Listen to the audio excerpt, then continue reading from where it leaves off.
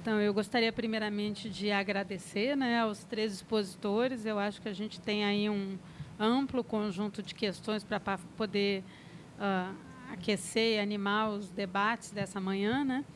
Então, a proposta seria talvez que a gente tivesse trabalhasse por blocos, né, de pequenas intervenções ou questões, né, que a audiência gostaria de trazer para o nosso debate, né, pedindo que as pessoas, quando falarem, se apresentem, digam a instituição onde estão, e também a gente tentar um pouco ser, quando no caso das intervenções, ser um pouquinho sintético para que, de fato, todo mundo possa ter tempo de falar, ter tempo de se expressar, né? Então, está aberto o debate. Bom, Sérgio Leite, aqui do CPDA. Eu tinha uma questão para a mesa, na realidade, né? No seguinte sentido: eu acho que o Brasil experimentou, nos últimos 15 anos, né, um conjunto interessante de políticas públicas para o meio rural, particularmente apostando em segmentos diferenciados, que vão desde as redes de proteção social, como a Guilherme mencionou no caso da Previdência Social Rural, até políticas de infraestrutura, como no caso do programa de eletrificação, né? O Luz para Todos, né? Então, nesse sentido, você colocou em marcha, pegando um pouco aquilo que o Renato Bosch havia dito na abertura, né, uma série de inovações do ponto de vista das políticas propriamente ditas e dos seus instrumentos de operação, né? Nesse sentido, eu acho que valeria a pena, e eu gostaria um pouco de ouvir, digamos assim, os participantes da mesa, né, no sentido de em que medida, né, a inovação, além do ponto de vista da operacionalização das políticas, coube também aos agricultores, particularmente neste campo mais largo de agricultura familiar ou camponesa, né, em fazer um mix, né, de políticas no acesso simultâneo a diversos instrumentos de diversas políticas, né? E como, na realidade, fica difícil, de certa maneira, de atribuir o resultado e o êxito de uma certa permanência ou até melhoria das condições da agricultura familiar brasileira a um único programa ou a uma única política, mas sim a capacidade na base, ou seja, junto aos agricultores, de combinar diferentemente esses diversos instrumentos que foram, de certa maneira, implementados, né, não necessariamente por uma vontade do Estado, mas justamente como resultado de uma luta, né, de diferentes movimentos sociais rurais ao longo desses 15 anos. Né. Essa é uma primeira observação, né, e a segunda vai em decorrência da mesma, né. Esta nova geração de políticas que permitiu esse tipo de arranjo, né, ela estaria esgotada? Né? Ou seja, estou pensando um pouco no Pronaf, por exemplo, que foi uma inovação do ponto de vista do acesso aos agricultores familiares ao financiamento rural, né, criado em meados dos anos 90. Será que o modelo Pronaf estaria esgotado? Seria preciso pensar novos mecanismos de políticas para atender aquilo que o Van der Ploeg estava mostrando também nesta, digamos assim, guinada a situações de reprodução social das famílias rurais pautadas pelos processos de multifuncionalidade, né? Isso exigiria talvez um novo pacote de instrumentos, né? A Europa tentou, a França, por exemplo, com os contratos territoriais de exploração, né? Num determinado momento do final dos anos 90, início dos 2000, né? Quer dizer, seria possível pensar, é o caso, né, na realidade, de pensar isso, há um esgotamento dos instrumentos postos em marcha nos últimos 15, 10 anos? Bom, se não tem ninguém inscrito, eu gostaria de fazer um questionamento, né, para o professor Guilherme Delgado, Silvia Zimmermann, aqui do OPA e do INCT. porque o professor, a idade que eu conversei com ele, onde ele falou sobre esse sistema, né, de segurança social, e tem uma certa crítica também à estruturação, não a do sistema de segurança alimentar, mas esse diálogo que ele estabeleceria com esse sistema, incluiria outras, numa abrangência, né, voltadas à assistência social, mas também à segurança social, a própria questão da segurança alimentar, na constituição desse direito positivo que o senhor coloca. Eu gostaria que o senhor comentasse um pouco mais da inter-relação das políticas e qual é essa perspectiva diante da estruturação do sistema de segurança alimentar e desses outros sistemas que já existem, como o SUS, o SUAS, etc. Eu gostaria de fazer uma colocação. Eu espero uma reflexão sobre o tema. Em medida, a crise que está se gestando em alguns países da Europa poderia afetar a tendência à evolução da multifuncionalidade da agricultura, por um lado, e a tendência, por exemplo, aos mecanismos como as cooperativas que baixam os custos de transação. É isso.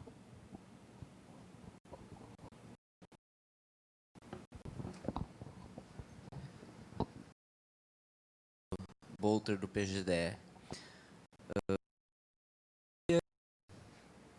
De ver com mais o processo que se dá entre o Estado e os demais atores, a formulação das políticas públicas, tentar entender um pouco de que forma, de onde vem, quem é que chama para essa discussão. É o Estado, é os atores, como é que fazem esse processo, de negociação?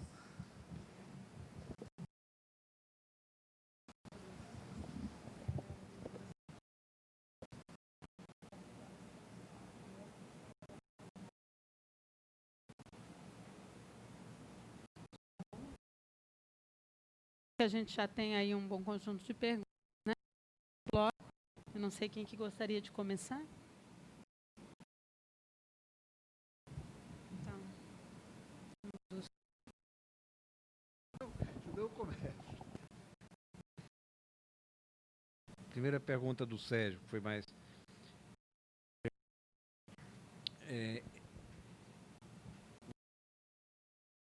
nesse período recente, 4 políticas relacionadas explicitamente à agricultura familiar. Algumas delas problemas sérios. Não vou dizer que não méritos, não tenho êxito. Por exemplo, o programa de assentamento de trabalhadores rurais. O programa de reforma agrária está paralisado. Uma, digamos assim, uma forte dentro do Estado, no sentido de que pegam e leis que não pegam. Talvez os estrangeiros não entendam isso aqui. Assim, a lei agrária no Brasil não pegou. Pegou por quê? Porque existe um pacto de acumulação de capital que é antinômica à lei agrária. Portanto, inviabiliza a reforma agrária. Esse é um problema. Não resolvido esse problema, não tem reforma agrária. Se nós não tivermos um outro pacto de grande capital, grande propriedade, né, diferente desse que está vigorando há 3 governos, HC 2, Lula 1, Lula 2, se não mudar esse pacto, não tem reforma agrária. Não é uma questão técnica apenas, é uma questão política. Segundo, o PRONAF, ele é muito mais inserido nesse pacto de economia política do que de desenvolvimento do campesinato.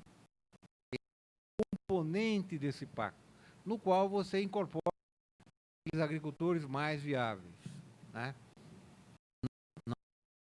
Eu não estou descartando que tenha méritos, mas o que nós destacamos aqui como experiências exitosas, que é o do como política de Estado, fomento produtivo dos agricultores familiares, esse sim tem forte legitimidade, porque ele foi construído e está sendo. Não é uma questão de engenharia técnica apenas. Sendo construído, fazendo um nexo. Fomentar setores, tradicionalmente policultores, produtores de alimentos, mas que estavam fora da política agrícola nacional, e setores sob forte risco de qualidade alimentar e nutricional. Crises, criança do sistema da alimentação escolar básica, né? Minorias étnicas, índios que sofrem problemas de nutrição. Então, ao fazer esse nexo entre produção alimentar vinculada à prestação de serviço de segurança alimentar, você tem um grande. E é por isso que o ano a ano, e tudo indica, tudo indica que ele vai ser uma espécie de o chefe da política de fomento agrícola dos setores mais organizados da agricultura. Então, eu acho que nesse sentido não está esgotado o processo de construção. A previdência esgotada, ela tem sido objeto de toda a política, está sujeita a pressões. Em 2007 foi feita uma mudança de regime de economia familiar, porque a mudança faz uma diferença brutal. Exatamente para incluir aquelas categorias multifuncionais que existiam e existem, isso não é novidade, mas que pelo conceito antigo são praticamente excluídas do sistema. Tá? Porque não fosse um prestador de serviço, de turismo, estava fora do antigo sistema. Né?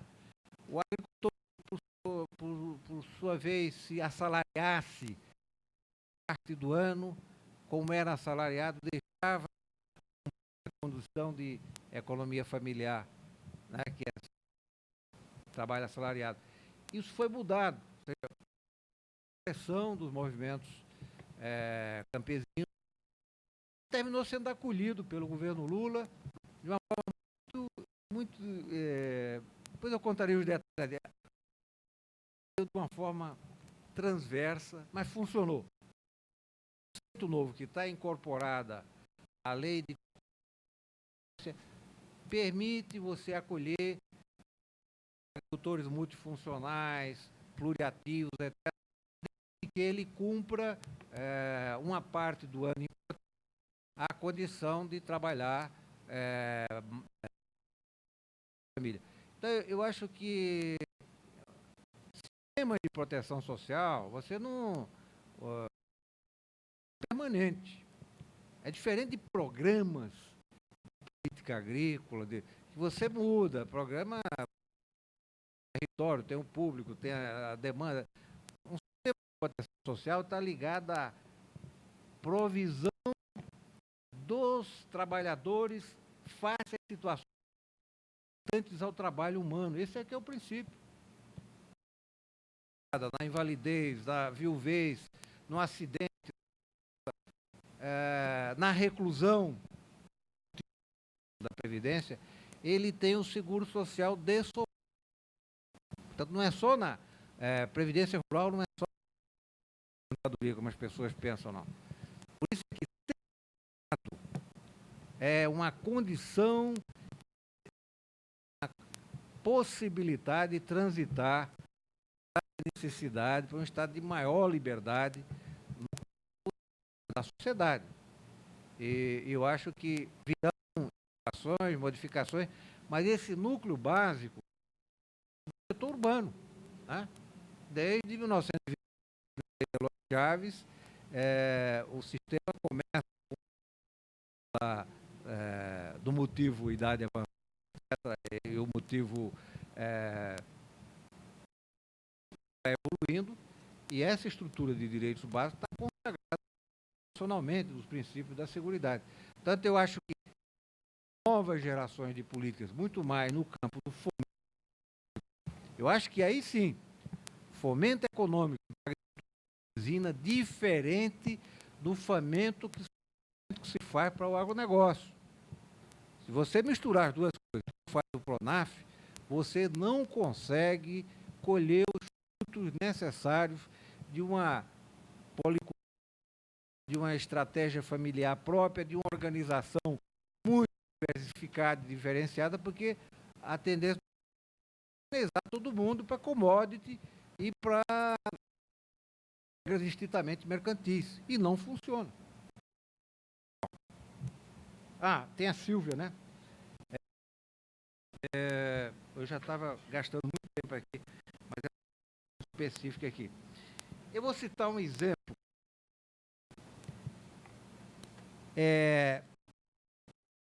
Quando você define na Previdência um risco social clássico, passível de atendimento por benefício, a idade avançada, define a idade, a invalidez, a doença, você tem a condição comprovatória daquele risco e o benefício aí associado. Então, você tem uma política fechada no sentido de princípios, público, ações, recursos, etc. Quando você define na lei orgânica da alimentar, veja bem, eu não estou dizendo isso para desqualificar, não, para dizer que não. Você define os conceitos de segurança alimentar, sistema de segurança alimentar, etc. Não define ações e formas de acesso positivas do ponto de vista da lei positiva, você fica no plano da abstração. Vou citar como é que seria uma ação positiva. Uma criança de 0 até 2 anos. Existe um critério biológico ou bionutricional muito claro, que é a balancinha de... se a criança está num nível de aquém dos estándares, você submete a perícia médica, e a perícia médica dá direito a encontrar aquele subnutrido, se for o caso.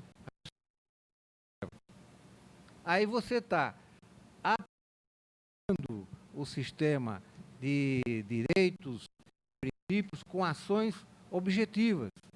Quando você faz isso, como é o caso do sistema atual, por várias razões, que ele, na realidade, o sistema de segurança alimentar não é um sistema, é uma ideia, é um princípio reitor para ações. Mas um sistema você tem que ter estrutura. Então, na realidade, você cria uma lei orgânica que não é uma ação pública. Mas precisa ter nutrição, existe a fome, existe a obesidade. Você tem que ter ações concernentes da saúde, da assistência, etc., para mitigar aquele problema. É nesse sentido só que eu faço o sistema, ou a lei orgânica da segurança alimentar, ela não é orgânica. Ela ainda é inorgânica, porque ela fica passeando no plano dos princípios da e no plano mais abstrato do que no plano da ação concreta. Só isso. Hablando de este desarrollo negociado, ¿no? El desarrollo rural que pasa a través de negociaciones, hay 4 puntos concretos que son de suma importancia. En primer lugar, se necesitan propuestas de la localidad, propuestas muy claras, muy fuertes, ¿no? Que indican cómo se puede llegar mejor a los objetivos generales, pero a través de otras estradas y con otros medios, ¿no? Propuestas muy concretas. Y estas propuestas evidentemente ya se están asociando con prácticas que demuestran la verdad de la propuesta. En segundo lugar, siempre es muy importante que haya coaliciones, que no solamente de campesinos, del campesinado, vienen compartido, que vienen apoyado del movimiento ambiental, demás que habitan en la localidad, que son apoyados por, no sé, municipalidad, lo que hay, ¿no? Pero cuanto más apoyo hay a través de estas coaliciones, más fuerte es. En tercer lugar, siempre el Parlamento que ha un papel decisivo. Pues en general los aparatos del Ministerio Agrícola aceptar esas propuestas por dos razones muy sencillas. La primera razón es que autorregulación, no, jamás. Pues nosotros estamos hablando, no, we are in charge, nosotros, no, y eso no pasa a la localidad misma. Segunda razón muy típico para la burocracia, yo pienso, por todos lugares, es internacionalmente se refiere a not invented here syndrome, el inventado aquí síndrome, ¿no? Cuando en la burocracia se ven con una propuesta que no es de ellos, es inmediatamente enorme. Y entonces para combatir eso se necesita el apoyo de parlamentarios que a través del ministro sí aceptar la propuesta. En cuarto lugar, también para agilizar todo eso, para no siempre depender de batallas políticas, es muy importante de tener en cualquier ley indicaciones para el campo, para la agricultura. Es muy sencillo, un artículo que sencillamente dice esta ley menos casos en que vamos a experimentar, ¿no? Sí, tal. Eso quiere decir que cuenta que siempre hay por lo menos dos movimientos en la agricultura, ¿no? Hay movimientos que van para adelante, que quieren mejorar la situación, que quieren empujar hacia adelante el proceso de desarrollo rural, y hay otros tendencias de sabotear. Entonces, este artículo de experimentación para apoyar justamente estos movimientos sociales que van para no sin perder el freno parte de retroguardia.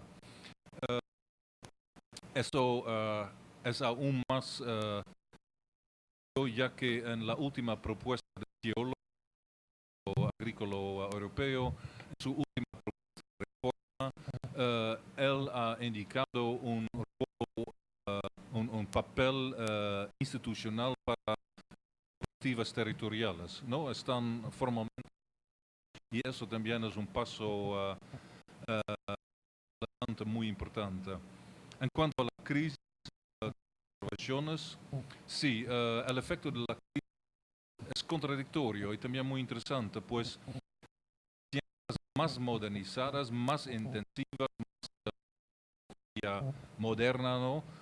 Con más gran escala, es decir, la promesa entonces se demuestra como la parte más débil en la agricultura actual. No puede resistir la crisis, ¿no? Entra la parte, digamos, más campesina, más institucional.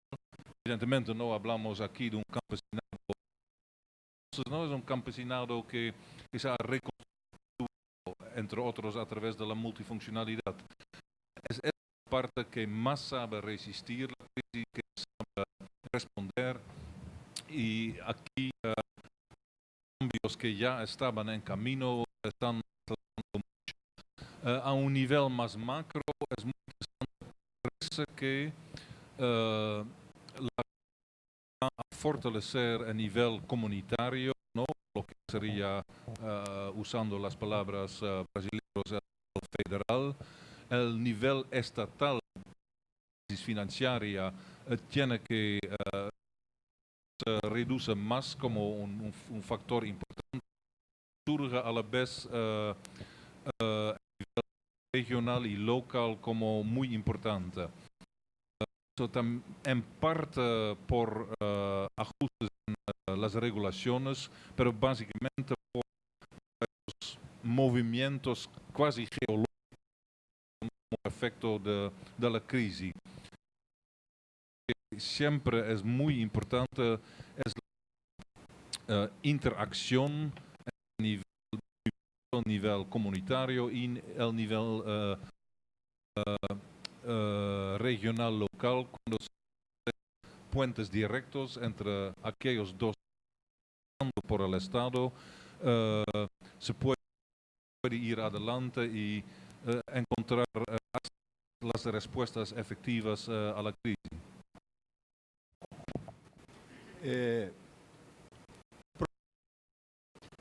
Me refiro aqui aos comentários de então, entendo que disso, essa colocação de políticas de desenvolvimento rural, elas resultam de um pacto que é bem mais amplo do que isso, é uma questão muito política, de uma questão, para usar a expressão dele, de uma engenharia tecnocrática. Mas a preocupação em avançar tem resultado o trabalho nosso já nos últimos anos. O projeto já constitui sobre na agricultura, né, porque com toda a expansão das commodities, o salariado cresceu, né, e, apesar disso, não tem uma correspondência em políticas públicas, tá certo? Nas políticas sociais, sobretudo, saúde, são coisas, são de um coletivo urbano. Bom, essa foi uma primeira preocupação. A outra preocupação foi com a questão dessa multiplicidade de políticas, não tanto mas de programas de desenvolvimento rural que a gente desenvolveu aqui com o CPDA, esse projeto que nós chamamos ambiciosamente de uma nova geração de políticas de desenvolvimento rural. Quer dizer, o que a gente quer é tratar de avançar nesses diferentes campos. Como trabalhamos outro projeto, vimos que políticas que efetivamente sobre a melhoria das condições das populações rurais são muito limitadas. Né? Então, trabalhamos um outro projeto que chamamos a nova cara da pobreza rural, quais são os desafios e quais são as políticas para enfrentar. Né? Outro trabalho nessa direção também das políticas para enfrentamento da pobreza. É evidente com as limitações que a gente tem em função desse grande pacto das grandes agriculturas, digamos, né? Que corresponde às grandes institucionalidades do agrário e do MAPA. Né? E um outro que nós começamos agora, estamos começando, ainda na fase de preparar um projeto, com a Fundação Banco do Brasil, são tradicionais. Tá certo? A gente já tem um acúmulo de experiência nisso, bolas, quebradeiras de coco, índios, isso na Amazônia, e a gente tenta. Ou seja, o que acho que temos que avançar nessas políticas. E digamos, o intento nosso é avançar. Né? Por isso, todo o esforço desse projeto nos últimos anos vai nessa direção. Eu acho que é preciso sim, mudar dentro dessas limitações que muito bem assinalou aqui, Guilherme. Ok. Ademir Casella, Federal de Santa Catarina. Guilherme, você deu um dado que eu achei bastante interessante, que são aqueles 85% do PEI agrícola que estariam, de alguma forma, incluídos na Previdência Rural. Né? Eu gostaria de saber se você concorda com a leitura em relação aos 15%, 20% que não estão incluídos na PEI agrícola. Primeiro, se a gente pode tirar uma conclusão que esses 15% representam, quem sabe, os principais bolsões de miséria do meio rural.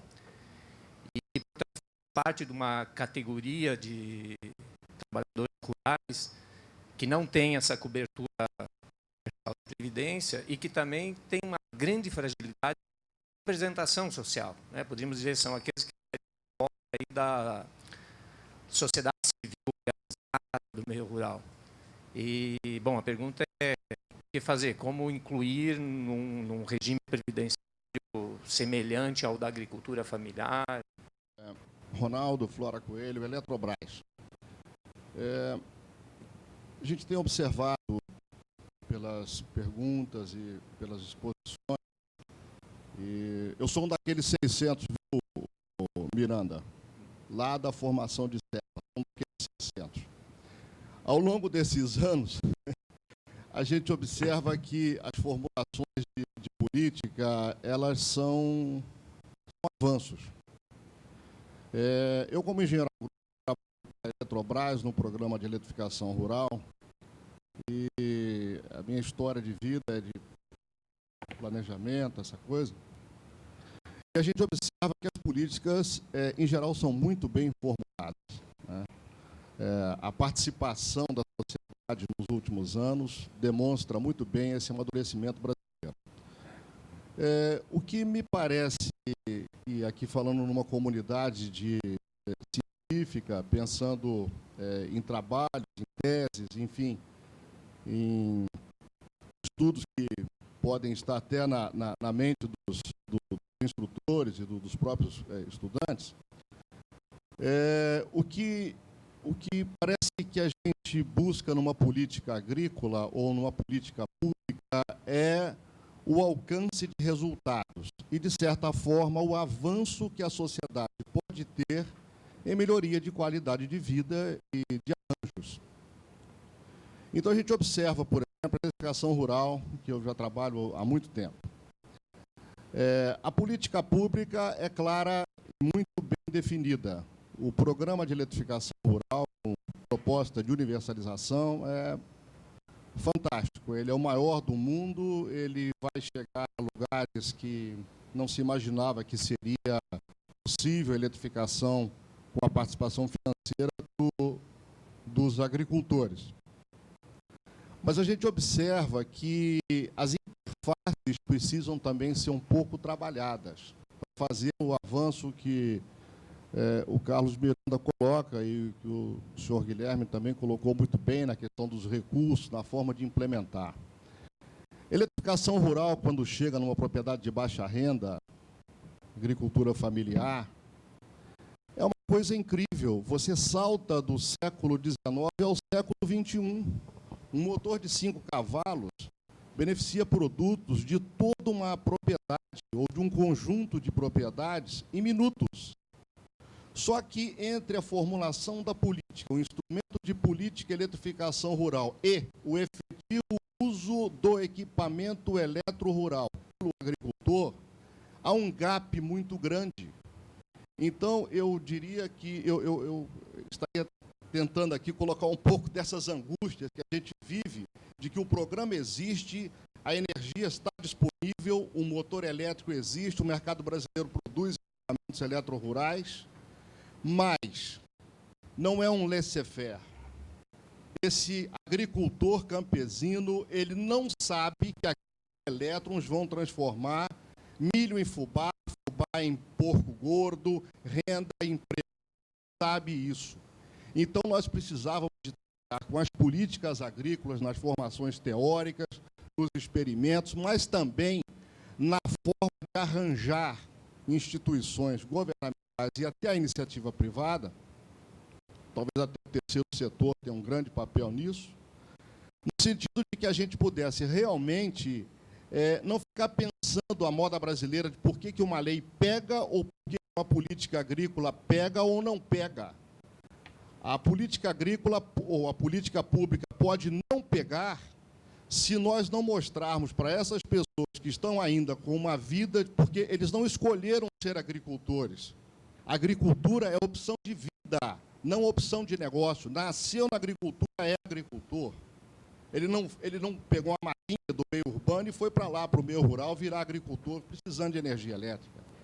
Ele precisa de um meio de campo institucional muito bem arranjado, como, por exemplo, a aquisição de alimentos para o programa de alimentação, como sendo o seguinte: chegou a energia, posso organizar cooperativa, posso fazer a produção, posso colocar um rótulo, buscar os nichos de mercado que a própria Europa, com a multifuncionalidade, está procurando também, porque a multifuncionalidade é fluxo de caixa, gente. Quem trabalha com vários produtos tem renda o ano inteiro, né? Então, o que me parece, Carlos Miranda, é que essa forma de avançar talvez fosse trabalhar em políticas e instrumentos de política, em programas e ações que olhasse para as interfaces. Talvez pudéssemos desenvolver estudos, fazer esse tipo de coisa. O programa de cooperação que a Eletrobras tem com o ICA tem 3 grandes vertentes. A terceira vertente me cabe. Eu sou engenheiro agrônomo e cuido de uso de energia. Eu não estou lá para ligar, para botar transformador. Estou lá para usar a energia. As concessionárias são orientadas para fazer centros comunitários de produção dentro do programa de eletrificação rural. Unidades coletivas para criar uma massa crítica, uma economia de escala para poder... tal. Mas isso não é papel de concessionária de energia elétrica ensinar o produtor rural a comercializar, a produzir, fazer rótulo e até beneficiar produtos. A extensão rural no Pronaf recebeu uma injeção de capacitação um pouco nessa linha, mas eu acho que o Pronaf também deveria evoluir nesse tipo de coisa. Bem, desculpe, eu estou me alongando muito, mas o que eu queria dizer era convidar o pessoal a pensar também, não naquela essência da política do topo, mas pensar no estratégico, no tático e no operacional, porque se o agricultor depender do laissez-faire para poder usar o elétron que está lá transformando energia elétrica em milho moído, vai demorar muito tempo, e é desperdício de recurso e perda de tempo da nossa nação. Quer dizer, nós precisamos arranjar uma forma de trabalhar as interfaces, fazendo com que chegue no campo, realmente, a quem precisa, tudo para que uma política possa pegar e não parecer que é uma vacina, né? Então, essa é uma colocação, eu não espero resposta, mas só uma colocação. Lauro Matei, da Federal de Santa Catarina e também aqui do OPA.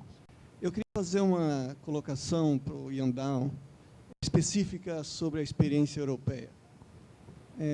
Há 2 semanas teve o 6º Fórum Internacional, que o Miranda se referiu anteriormente, foi em Salvador, e uma das mesas a gente teve uma discussão importante sobre a experiência da política agrícola europeia, né? Nesse processo de mudança que está em curso e que vai redundar na nova política em 2021, né? E lá foi colocado 4 pilares básicos dessa mudança que está em curso e que está em discussão, né? O primeiro era os mecanismos tradicionais de fortalecimento e continuidade da produção agrícola. O segundo a incorporação fundamental da questão ambiental na política agrícola. O terceiro, a questão de mecanismos para evitar a continuidade ou a expulsão das pessoas do meio rural. E quarto, uma nova política de desenvolvimento rural assentada, então, em mecanismos próprios que cada país tem que fazer e, a partir daí, a comunidade europeia, a política como um todo, vai sancionar.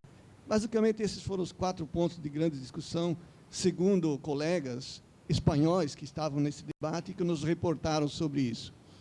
A questão que eu te faço é o seguinte: me parece que 2 coisas que você tocou fortemente aqui na sua exposição não estão nessa agenda. A primeira delas é a questão da multifuncionalidade, que já esteve mais fortemente, e isso foi uma discussão mais continuada nos debates posteriores à palestra dos colegas espanhóis, e que me pareceu que ficou mais evidente a perda de importância nessa nova discussão de uma política agrícola comum que vai redundar em 2021, desse debate da multifuncionalidade. Está muito... Ok? Isso ok? Ok. E o segundo aspecto, essa discussão dos contratos territoriais de desenvolvimento, ou esse enfoque da política territorial, também me pareceu que não é um elemento central. Então, eu queria que você explorasse um pouquinho mais, porque há 2 semanas eu fiquei 3 dias debatendo com outros colegas europeus e me pareceu que tinha uma abordagem um pouquinho distinta do que está para vir na Europa a partir de 2021. E você aqui coloca, por exemplo, as cooperativas territoriais, outras questões. Então, eu gostaria que explorasse um pouquinho melhor esses pontos, que me parece que tem uma agenda complexa e que gostaria de ouvir de você um pouco esses elementos. Sim, Philippe Bonal, do CIRAG na França e também do OPA. Não? Só uma colocação no sentido do Lauro. Eu confirmo que na França estou acompanhando o grupo no Ministério da Agricultura na reforma da PAC, para a reforma de 2013, que a multifuncionalidade saiu totalmente da agenda política. Não se fala mais disso fora. A questão que está em pauta é o famoso esverdeamento da PAC, como botar um pouco mais de meio ambiente no primeiro pilar. Né? O primeiro pilar é o conjunto das ajudas para os agricultores, né? sobre produtos. Não? E como tentar de puxar algumas coisas do primeiro pilar para o segundo pilar, que é o desenvolvimento rural. Este segundo pilar depende muito dos orçamentos nacionais.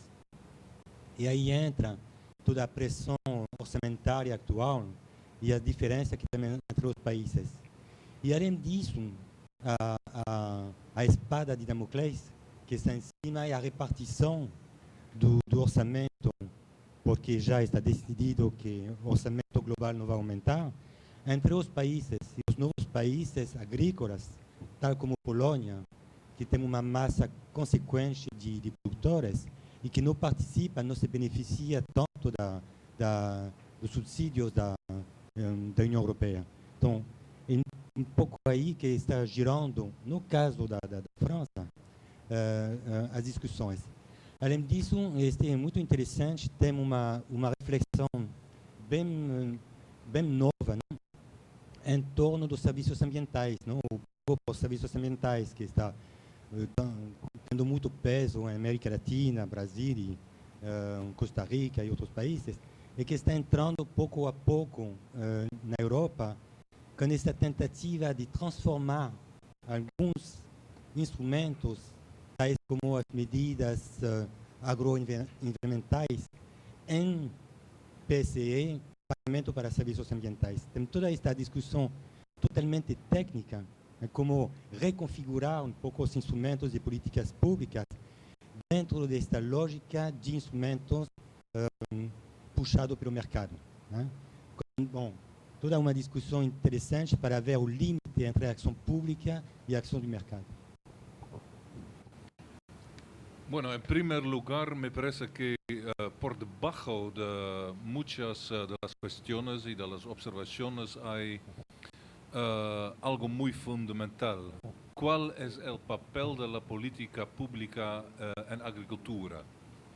La política tiene que, digamos, imponer un modelo de cómo debería ser la agricultura, cómo debería ser el campo. No puede ser eso el papel de la política, o más bien la política es para facilitar ciertas tendencias que ya están presentes y obstaculizar otras tendencias que no queremos, pues, por ejemplo, porque no caben en la sociedad. No, yo creo que el modelo primero de imponer un modelo inventado por el Estado o por la ciencia o lo que sea, ya pertenece a un tiempo pasado y es muy claro que no funciona, ¿no? Produce su propia pesadilla. Incluso objetivos buenos pueden ser convertidos en algo muy disfuncional de esta manera. Eso también, bueno, esta observación general reaparece a nivel de los detalles. Para facilitar algo, este alguito tiene que ser especificado en las leyes, en las políticas, en las regulaciones. Frecuentemente es mejor que no bien especificado.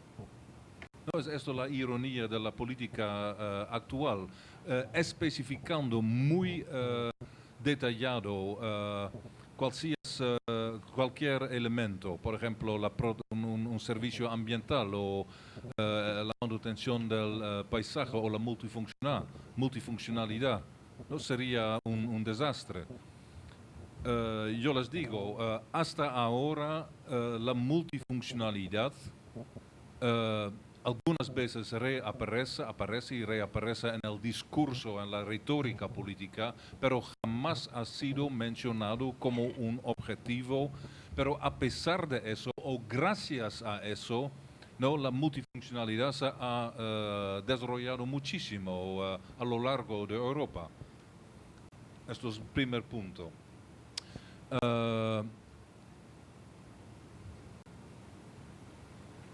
Se ha dicho que en la política nueva, o por lo menos en las propuestas nuevas de Ciolos, la multifuncionalidad no es muy prominente. Sí, mejor es. No tiene que ser regulado a través de una política comunitaria.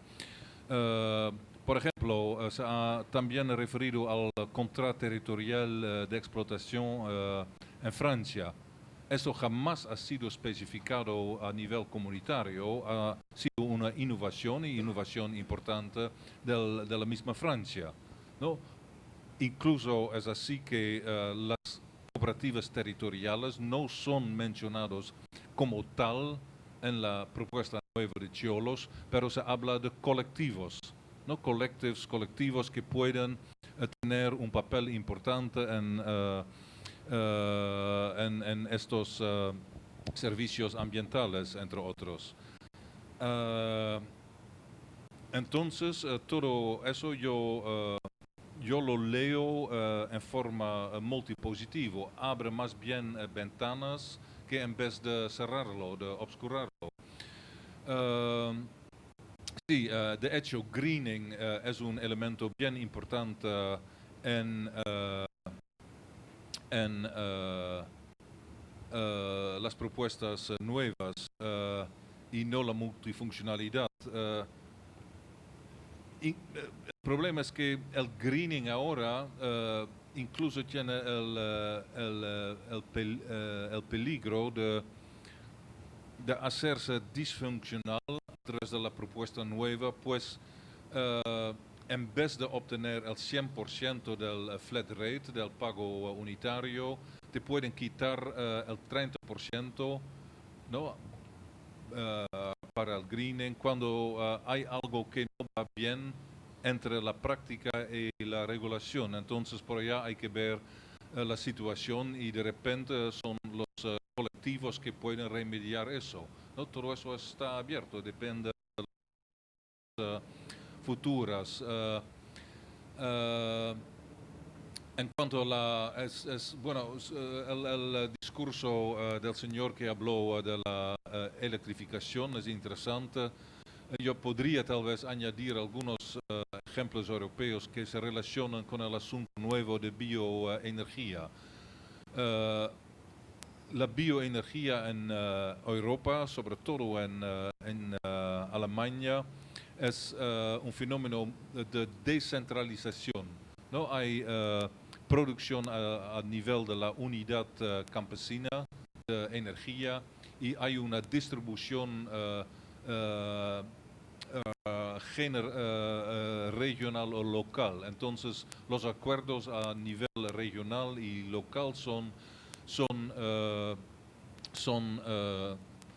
decisivos. En términos generales, sí es cierto, aquí también hay una brecha entre el diseño de la política institucional y la práctica, pero el interesante es siempre que en la misma práctica hay vacíos que son usados por los campesinos para desarrollar sus alternativas como la bioenergía descentralizada y desarrollarlo tanto que viene apoyado de otros y que puede ser un movimento mais grande e uma alternativa mais eficaz. A sua questão é muito interessante pelo seguinte: de fato,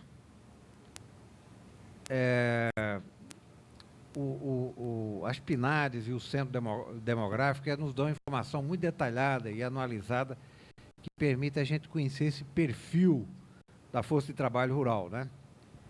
Então, não mudando muito dos últimos 10 ou 12 anos, a mudança de um ponto percentual, você tem mais ou menos 70% da PEA naquelas categorias que o censo e a PNAD identifica, autoocupados, membros não remunerados de apoio à produção, agricultores para autossubsistência, etc., que são todas equivalentes ao que nós chamamos de campesinato, né? Você tem mais ou menos uns 10 a 12, não chega a 15% de assalariados com carteira. E você tem de 18 a 15% de assalariados sem carteira. É essa categoria que eu digo que está fora do sistema, né? Não que esteja fora do sistema de previdência legal, porque o sistema de previdência, qual foi o cálculo que se fez? Bom, se os assalariados já estão incluídos no regime bismarckiano, não temos que fazer nada mais. Nós temos que ampliar para aqueles que não estão excluídos no sistema, que são os campesinados. A questão toda é o seguinte, é que, vou lhe dar uma notícia boa e uma ruim. O avanço do agronegócio tem ampliado o processo de assalariamento. Ele ampliou, se você pegar de 2003 para 2009, que é a última PNAD, ele ampliou de 9% da PEA para 12%, 14%. Né? Portanto, você tem, grosso modo, de 15% a 16% da PEA no assalariamento sem carteira e o restante do assalariamento com carteira. Mas diriam vocês, bom, mas nesse ritmo, daqui a mais uns 10 anos, nós incorporamos mais gente. É provável que sim. Isso seria uma boa notícia, não for a outra notícia má. Os setores que estão assalariando com mais velocidade, daqui o Oswaldo ali, que provavelmente pode confirmar, em São Paulo, o setor sucroalcooleiro está assalariando com muito mais velocidade do que fizera sob a batuta do antigo controle do IAA. Mas isso é uma notícia boa, cidadania, modernidade, mas a notícia má é o seguinte, é que esse setor aplica jornadas de trabalho aos trabalhadores sem carteira extremamente extenuantes. E um pouco para se livrar dos direitos ou das reclamações trabalhistas, etc., você formaliza, porque você passa o ônus das doenças e acidentes para o INSS. Então, essa é a má notícia, ou seja, setores de jornadas de trabalho ultra, digamos assim, intensivas, de contaminação química muito forte, de doenças de trabalho ligadas à superexploração, tem formalizado com maior velocidade. Mas formalizado, aí é que está, de um limite que você passa de 9%, 10% para 12%, 14% da PEA. O grosso da PEA, a PEA rural, continua no campesinato. E boa parte dela no setor de subsistência sem produção de excedentes monetários. E aí eu passo pouca consideração, mas eu acho que o companheiro da Eletrobras foi embora já. Foi embora. Então, mas é só para comentar. Quando a gente vai numa outra estatística que é diferente da demográfica, que vai para os estabelecimentos agropecuários, que é o conceito que o censo agropecuário mede, você vai ver que tem, no censo de 2006, que foi o primeiro censo da agricultura familiar, nós temos 4,36 milhões de estabelecimentos familiares, no conceito muito próximo do conceito de regime de economia familiar previdenciária. Um pouquinho diferente, mas muito próximo. Desses, apenas 3 milhões são ativos do ponto de vista da produção de comércio monetário. Vende e obtém retorno monetário. Ou alguma outra receita. Significa que você tem ainda 1.360.000 estabelecimentos que estão completamente sem produção de qualquer excedente monetário. Estão no setor de subsistência. Provavelmente é esse público que o companheiro da Eletrobras deve ter se constatado ou se defrontado. O sujeito recebe a eletrificação, recebe o motor, não sei o quê, mas ele não usa energia, nem compra equipamento, porque ele está aquém de uma economia produtora de excedente.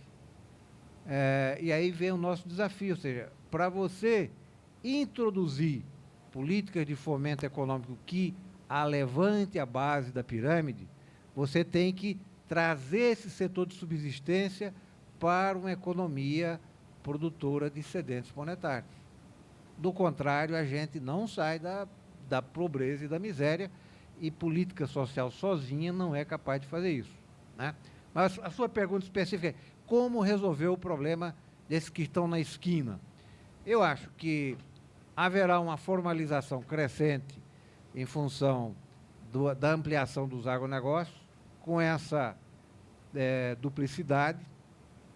O conceito ampliado de agricultor familiar, com digamos assim, a conexão, a pluriatividade, a multifuncionalidade que já funciona, permite incorporar mais gente.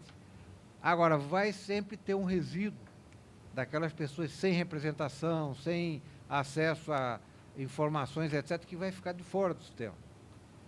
De qualquer forma, eu tenho para mim que um mecanismo potente e importante para você conseguir atingir esse pessoal é o mecanismo de difusão e educação no campo dos direitos sociais básicos, como acessá-los, como implementá-los. Eu acho que faz falta isso no meio rural, porque muita gente está fora do sistema porque não conhece as vias de acesso múltiplas, híbridas que estão sendo criadas. Portanto, eu não vejo isso como um problema insolúvel, até porque nós avançamos e eu acho que dá para avançar um pouco mais em cima disso. Eu acho que foi essa pergunta, foi essas perguntas que me couberam aí.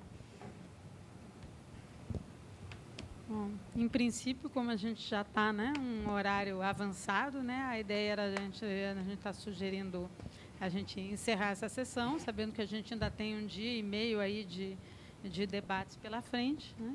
Eu queria agradecer bastante a todas as contribuições. Eu acho que já estamos com uns 2 dias de seminário aí bem assegurados, né?